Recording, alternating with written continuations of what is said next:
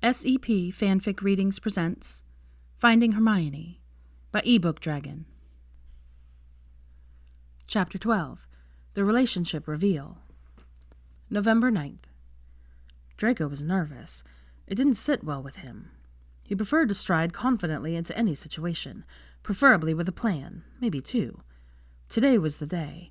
They were going to tell their children about their relationship. He was nervous about Scorpius. Draco had never introduced Scorpius to a woman he was dating before. He'd never really dated anyone after Astoria died. His world had revolved around Scorpius. Now Scorpius would have to share him with Hermione and her daughters. He didn't think Scorpius would react badly. Thankfully, the boy was nothing like himself at that age. Minerva. She was the one he was really nervous about. If Minerva decided she hated him, that was pretty much it. He didn't think she would, but they didn't really know one another. It helped that she and Scorpius were friends. He just didn't know how she'd react to learning that Hermione had moved on from her father. "Are you pacing, Draco?" Hermione said. He could hear a bit of laughter in her voice.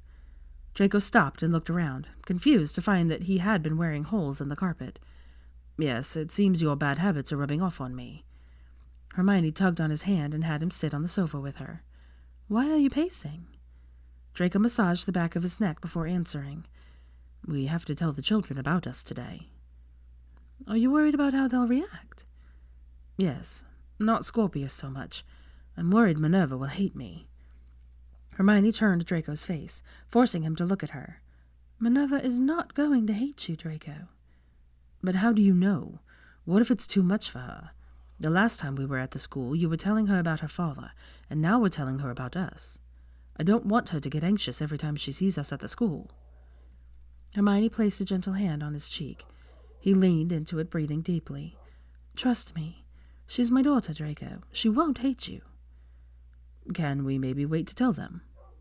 "The next time we're going to see them is for Christmas break. Would you like Minerva and Scorpius to find out that they're spending Christmas together when they get off the train?"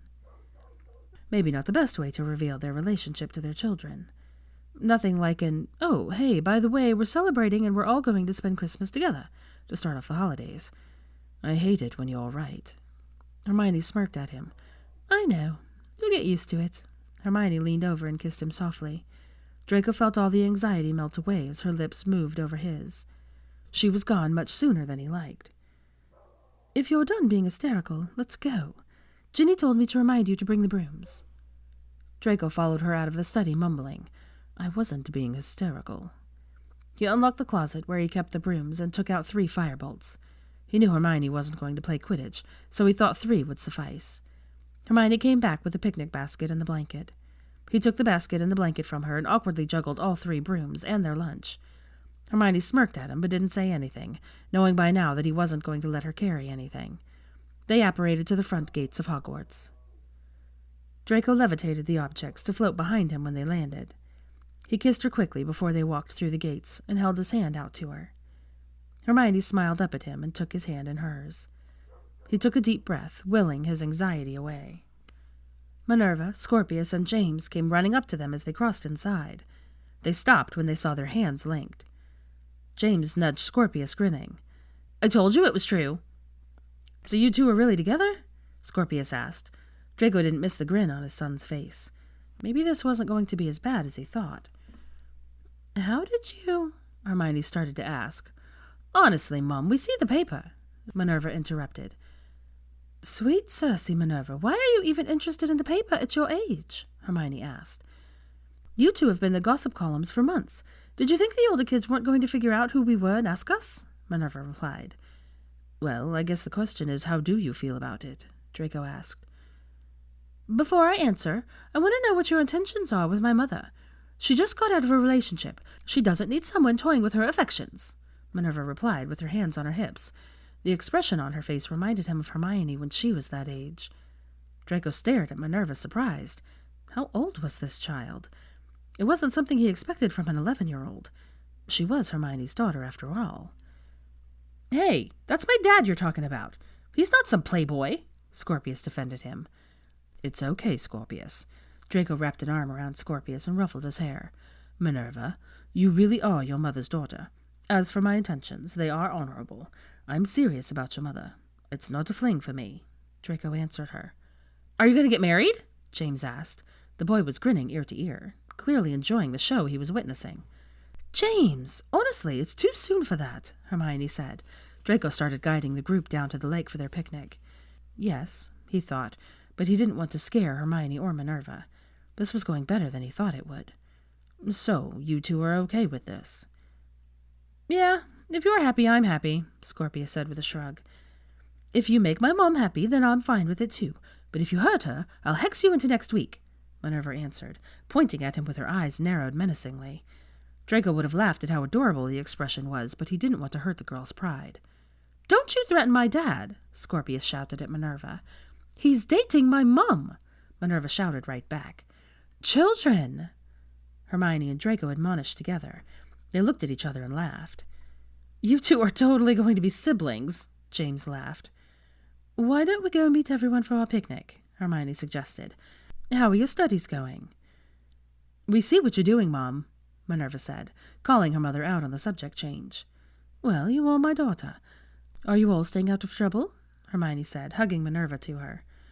So, school is going well. Minerva is top of our class, and Scorpius and I are right behind her, James said. The three children picked up the pace. Draco caught surreptitious glances between the three. Which one did you steal, James? Hermione said.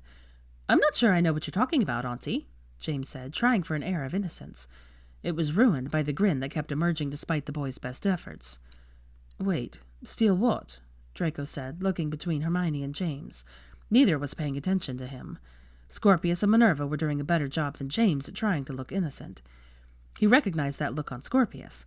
Scorpius wasn't usually mischievous, but Draco had been on the receiving end of that fake innocent look enough to know when the group was doing something they shouldn't be. I went to school with your father. I know all his secrets, Hermione said. Which is it, James? Hermione was running out of patience with her nephew. The map. He noticed if the cloak was gone, James finally admitted. Harry walked up to them as they arrived at the picnic spot by the lake. I'd notice if what was gone, James. He has the Marauder's map, Harry, Hermione answered for James. Stay out of trouble, James, Harry said. Draco caught the wink that passed between father and son. And don't tell your mother. It figured that Potter's son would be corrupting his Scorpius. Draco shrugged it off. Boys will be boys, and their grades were good, and they hadn't gotten in trouble yet, so let them have their fun. They were only going to be children for so long. They settled down to their picnic. Scorpius came up with sandwiches and butterbeer for both of them, and then plopped down beside Florence in front of the baskets. Draco watched the group gather on the picnic blanket as they ate. He never thought he would see the day when Harry Potter carried on a civil conversation with a Slytherin, or that their sons would be friends. They'd all come so far from their days here at Hogwarts. Hermione shot him a look over her shoulder, and he realized how quiet he'd been. He leaned into Hermione and kissed her, running his tongue across her closed lips. She brought a hand up and touched his face before pulling away. They didn't need to be making out here in front of the children. Someone coughed to get their attention. Hermione blushed and ducked her head into his shoulder as Draco turned to look at the group. Blaise was grinning at him. Anything you two would care to share with the rest of us? Draco took hold of Hermione's hand and kissed it. Yes, Hermione has done me the honor of allowing me to court her. A few girlish squeals greeted this news. You two are going to be one of those nauseating couples, aren't you? Greg said, looking disgusted. Be quiet, it's new to them. I think it's cute, admonished Tracy. I do distinctly remember you being nauseating when you were courting Helena, Greg, Draco drawled. So, who's up for a friendly game of Quidditch? Harry asked. There's 16 of us, but I know Hermione won't play. Lunch was finished, and they packed up the picnic. The group headed in the direction of the field as they discussed the game. The day was starting to become overcast and a little cold. They would have to have a picnic in the Slytherin dungeons during the next Parents' Day. We don't need beaters either, Harry, Draco said. Draco wasn't comfortable letting loose bludgers around 11-year-olds. He didn't care that Harry played at that age or that he had played at 12. Bludgers hurt when they hit you. No beaters. What's Quidditch without bludgers? Greg complained. Safer, Hermione snorted. Greg and Blaise can be the keepers. The kids can be the chasers, and you and I can be the seekers, Draco said. I'm not playing, Minerva called out. Everyone turned to look at her standing beside Hermione. Minerva doesn't like to fly, Hermione explained for her. I'm hopeless on a broom, Minerva said morosely, looking down at her feet. Well, that's because you didn't have my dad to teach you. He taught all of us. He can teach anyone to fly, Scorpius bragged. I can teach you, Minerva, if you decide you would like to get on a broom again, Draco offered. Minerva shook her head, auburn curls covering her face, still staring at her feet. He didn't understand why she was looking down at the ground. Hermione hated to fly. She boldly stated that she hated flying and wasn't embarrassed about it. Minerva wasn't acting that way. He didn't know the girl very well to understand her reaction. Draco looked at Hermione's face for some sort of reassurance that Minerva was fine and wasn't seeing anything in Hermione's face that indicated that this was abnormal behavior for her daughter. Ginny was drafted as a chaser. She insisted on having Florence and Hermione as her fellow chasers, used to working with an all-girl team. Drake, Scorpius, and James were chasers for Draco's team, with Greg as the keeper. Draco kissed Hermione for luck before she left to take a seat in the stands with Minerva, Daphne, Tracy, and Helena. The teams fanned out around Theo, who was acting as referee, and the case of Quidditch balls. I want a clean game. This isn't Slytherin versus Gryffindor anymore. Any rough play will be grounded, Theo said sternly, looking pointedly at the boys, who were a little Quidditch mad and tended to get overly enthusiastic when they played. The 10 flyers kicked off. Greg and Blaise took their positions around the goals. Draco and Harry hovered higher than the chasers. Theo released the snitch, and they all watched as the golden ball darted away. Theo then took the quaffle and threw it up in the air. A blur of platinum blonde hair darted out and caught the ball, zooming toward the opposite team's goals. James and Drake flanked him, working together to keep the girls away. Scorpius threw the ball to the center hoop, and was gone before Blaise had much of a chance to even defend the goal. That boy of yours is fast, Harry said, hovering beside Draco watching the game. James snatched the quaffle from his mother, who shrieked her outrage. They heard James's laughter in the wind as he sped off toward the goal. James celebrated by doing loop-de-loops. It seems yours is just as much as a daredevil as you were. He's bloody showing off. He's going to break his neck, Harry said. James, are you playing Quidditch or trying out for the circus? Harry shouted. Draco flew around the pitch looking for a hint of the gold around him. He looked toward the stands where their group was seated. Minerva was standing on the walkway in front of the stands, her hands gripping the railing. He caught what he thought might be a look of longing on Minerva's face. She might declare herself hopeless, but he thought she still longed to fly. Draco felt sad for the girl and vowed to get to the bottom of her flying aversion. The score stayed fairly even. Scorpius, Drake, and James might be fast, but Ginny was a professional, and Hermione and Florence were wily. Draco laughed as he saw Florence distract Scorpius while Hermione stole the quaffle from him. Greg wasn't much of a keeper and let a lot of goals in. Word of their impromptu game must have spread around the grounds. He saw Hagrid sitting next to Hermione. Luna was sitting on the other side of her, seemingly lost in her own thoughts instead of watching the game. He also spotted Neville and Hannah talking with Helena, as well as the other parents and students sitting in the stands watching.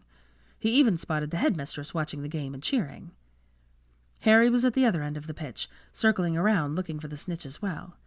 A cloud opened up above the pitch and sunlight streamed through. A ray of sunlight caught the glint of gold circling around the center goalpost under Greg. Draco angled his broom down, flattened himself out, and dived for it. The snitch zoomed away from the post just as Draco got near. Draco pulled out of the dive, staying low to the ground, level with the snitch that zigzagged about 5 feet from the ground. Draco saw Harry out of the corner of his eye, zooming towards him in the snitch. Draco stretched out a hand. He felt the fluttering of wings and clenched his hand just as Harry zoomed past him, swearing. Draco held his clenched fist up, circling around the pitch. He'd done it. He'd beat Harry Potter to the snitch. Draco let loose a jubilant whoop, unable to contain his joy at finally beating Harry. It might have been childish. They weren't rivals anymore. He wasn't still seeking any means possible to gain his father's approval anymore. It was pure competitiveness, and it felt amazing. Draco landed in the center of the field. Blaise landed beside him, slapping him on the back in congratulations. The boys landed around them, jumping for joy. Draco instructed them to shake hands with their opponents. Draco held his hand out to Harry, who shook it grinning ruefully. Never thought I'd see the day you beat me to the snitch. Good game. Thanks. I have to admit it feels good to finally beat you. Draco grinned back at Harry. He strode off the field towards Hermione, who left the stands with the other ladies to join in the congratulations. He opened his palm and presented the dormant snitch to Hermione. Several gasps were heard around them as die-hard Quidditch fans and players understood the significance of a seeker presenting the snitch to someone, and surprised that Draco Malfoy was presenting one to Hermione Granger. Hermione looked up at him curiously, but he just grinned down at her. Quidditch players often played their positions that closely identified with their goals in life. Seekers were always looking for something. For Draco, it was always love. A seeker presenting the winning snitch to anyone was a declaration that the seeker had found what they were looking for. "Take it, Hermione!" Ginny shouted from behind him. Hermione smiled and plucked the golden ball from his outstretched hands. He picked her up and spun her around, laughing. She threw her arms around his neck and laughed down at him. Cheers erupted around them. He looked up at her flushed cheeks and wild curls flying about. His breath caught in his throat. He felt he was struck dumb looking at her. A sense of profound gratitude settled over him. He didn't deserve her. She was too good for him, yet here she was. She'd forgiven him for all the terrible things he'd done to her over the years. This witch, his soulmate, accepted and challenged him in a way that no one ever had. He really was a lucky bastard. She cupped his face in both her hands and leaned down to kiss him. He felt the surge of emotion overwhelming him as she kissed him there on the Quidditch pitch. This was how they should have been during their time here. Regret for what might have been warred with the surge of love he felt for her, and the gratitude for what they shared now. He set her down, still kissing her, and placed his hands on her upper arms, one covering the cuff that was hidden under her heavy jacket. They broke away, smiling at one another. "Congratulations, Draco." She kissed him one more time before walking away to talk with the others. He watched her as she congratulated the boys for flying so well. She praised the girls for working together and using their cunning to score more goals than the boys. Ginny hugged her as she held her open hand to show them all the snitch resting there in her palm. "She never looked at my father the way she looks at you." Draco looked down to find Minerva standing beside him, looking at her mother. "I'm not really sure what to say to that, Minerva. I would like to say that I'm sorry things didn't work out between her and your father, but I'm afraid that would sound insincere. It would also be insincere. He was too ecstatic that Hermione was with him to really mourn that her marriage with Weasley didn't work, and being honest with the girl was probably better than giving her meaningless platitudes. I know what giving her that snitch meant. She probably doesn't, but I paid attention to Quidditch. Do you really mean it?" Draco stopped looking at Hermione to meet Minerva's eyes. "Yes," Draco answered simply. She nodded at him, then changed the subject. "Did you really teach Scorpius to fly like that?" she asked. "Yes, and Florence, Hermione, Drake, and your sister as well. Why do you think you're hopeless on the broom?" Draco said, using the opening she'd given him to question her about flying. He didn't really expect her to answer him. "My father tried to teach me when I was 5. He threw me up on his Quidditch broom, told me to hold tight and let go.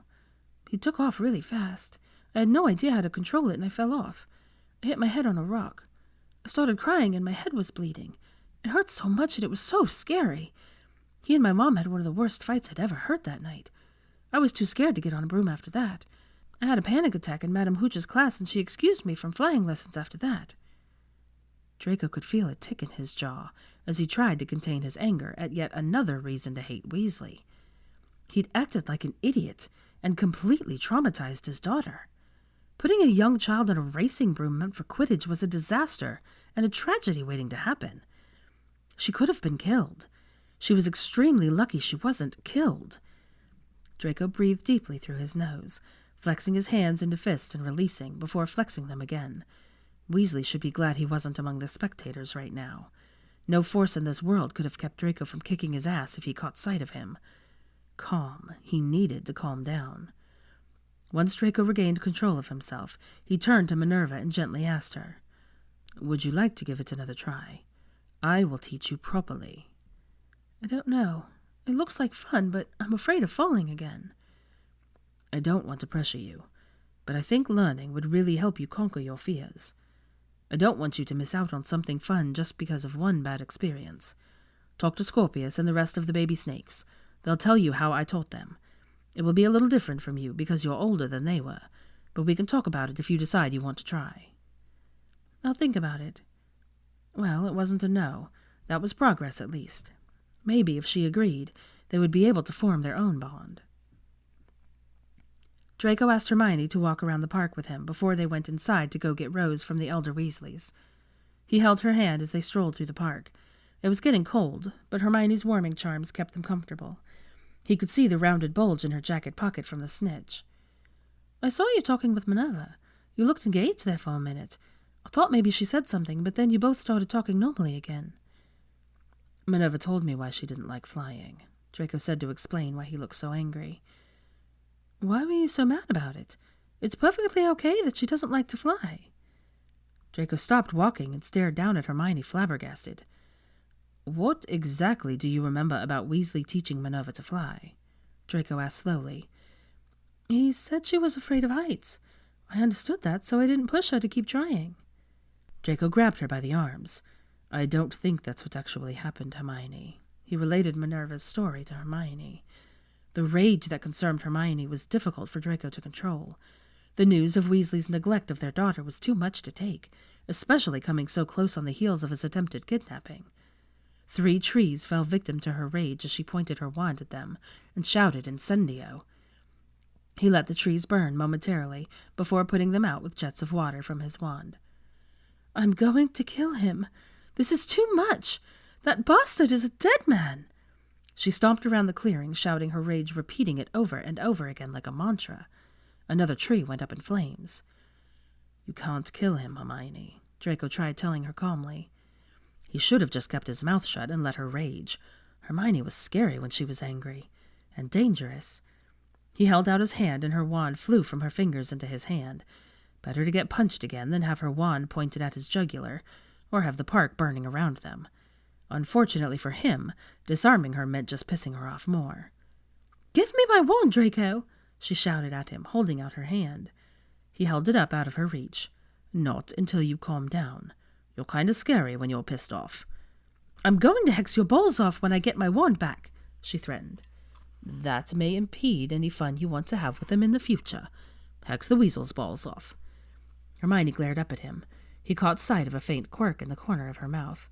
He waggled his eyebrows at her, and she snorted in reluctant laughter. "I'll give this back to you." He held her wand out to her.